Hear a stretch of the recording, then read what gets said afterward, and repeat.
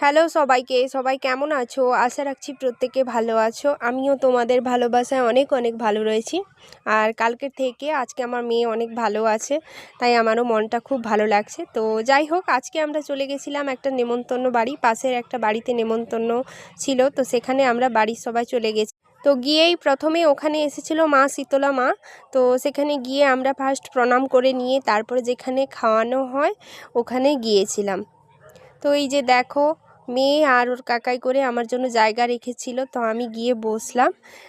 এই যে প্রথম ওদের দিয়েছিল ফ্রায়েড রাইস আর পনিরের একটা মেনু ছিল, সাথে ছিল শসা আর চাটনি আর চিংড়া মাছ। তো প্রথম পর্বে এটা খাওয়া হয়ে যাওয়ার পর তারপরে ছিল সাদা ভাত, ডাল, আলু ভাজা আর লেবু, আর সাথে ছিল সাউর চিংড়ির একটা রেসিপি, আর ছিল বিভিন্ন রকম শাক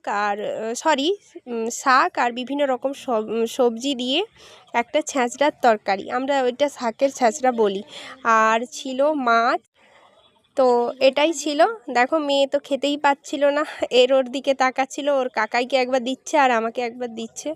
তো আলটিমেটলি এত গরম যে বলার নয়, মোটামুটি গরমে খেলাম। তারপরে শেষ পাতে ছিল দই, পায়েস আর হচ্ছে মিষ্টি, আর সাথে ছিল পাঁপড়। তো এইভাবে আজকের লাঞ্চটা কমপ্লিট করলাম। তারপর দেখো, এই দেখো একদম পরিষ্কারভাবে আমরা খেয়ে নিয়েছি মোটামুটি। আর আমি চিংড়ি মাছ খেতে পারিনি, কেন কি আমার চিংড়ি মাছে অ্যালার্জি রয়েছে।